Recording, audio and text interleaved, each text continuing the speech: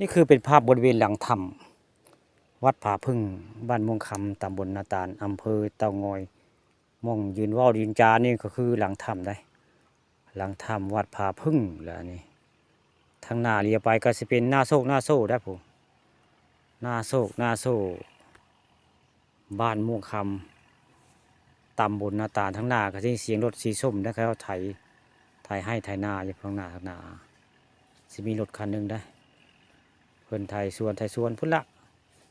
สวนมันนะพุ่นผู้มีรถไทยสีส้มพี่น้องเพิ่นไทยสวนอยู่นาโศกนาโซบ้านม่วงคำตำบลนาตาลได้ผู้ข้าก็ยืนว่ายืนจาอยู่บริเวณหลังถ้ำวัดผาพึ่งนี่คือหลังถ้ำวัดผาพึ่งได้นี่หลังถ้ำวัดผาพึ่งในตอนนึงก็ได้ครับโดดตอนมาเนาะบัดนี้มาฮอดได้มาฮอดแล้วก็เสียภาพบรรยากาศหลังถ้ำวัดผาพึ่งมาให้เบิ่งมาให้ชมเนาะพอได้เข้าเบิ่งป่าน้ำคำพาชมกันนี่แหละคือหลังถ้ำวัดผาพึ่งบ้านม่วงคำตำบลนาตาลบรรยากาศคักพี่น้องที่ทัดสวยงามได้เรียบทั้งใดก็เห็นเป็นภูเขาได้ภูเขาไปทั้งพุ่นละทั้งบ้านโคกลางภูเขานี่ติดกับบ้านโคกลางนะผู้ใดนี่หรือว่านาโซหรือว่าเป็นหินพญาเต่างอยก็มีได้หินพญาเต่างอยอยู่บริเวณท่าเพได้อยู่เป็นท่าเพจะมีพญาหินเต่าได้หินเต่าใหญ่ไว้ง่ายในทางโค้งนั่นแหละจะมีมองท่าเพมองพิมิตเพิ่นพาเดียวก็เอาไม้โบราณขึ้นมาเนาะมาไหว้ทางเทิงนี่แหละมีสารไม้นั่นแหละหรือว่าสารหินตัดนี่คือบริเวณลางถ้ำวัดผาพึ่งบ้านม่วงคำตำบลนาตาลและวัดผาพึ่งนะมองนี้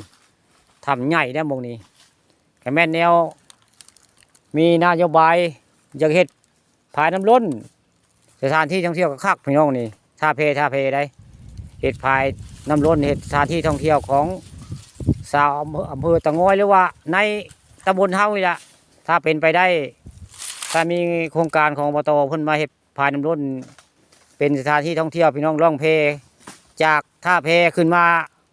หน้าถ้ำวัดผาพึ่งนี่คักพี่น้องนี่ถ้าเป็นไปได้นี่ถ้ามีโครงการประมาณมาเฮ็ดล่องเรือล่องเพป้านผายน้ำล้นอยู่เลนท่าเพนี่คักพี่น้องนี่เอาแบบอย่างของบ้านกกปะซิวเนาะเขาเจ้าเฮ็ดผายน้ำล้นสถานที่ท่องเที่ยวคักได้นี่เบิ่งแล้วทิวทัศน์คักเหมาะสมพี่น้องมองนี่คักอะไรมันมีสะพานข้ามแล้วก็มีหน้าผาพี่น้องมีหน้าผามีถ้ำสถานที่ท่องเที่ยวคักถ้าเป็นไปได้นี่ว่ามีได้นำเงินค่ามหาศาลไว้ง่ายข้าเจ้ามาเที่ยวมาชมเพราะว่ามันคักในบรรยากาศนี่ล่องเพแล้วก็มีสะพานลอยข้ามน้ำพุ่งพี่น้องนี่ท่าเพถ้าเป็นไปได้เนาะมีโครงการก็ประมาณมาสร้างมาแปลงของอบต.บ้านเฮาชาติตำบลนาตาลคือสิคักพี่น้องนี่ก็คือหลังถ้ำวัดผาพึ่งบ้านม่วงคำตำบลนาตาลบรรยากาศคักพี่น้อง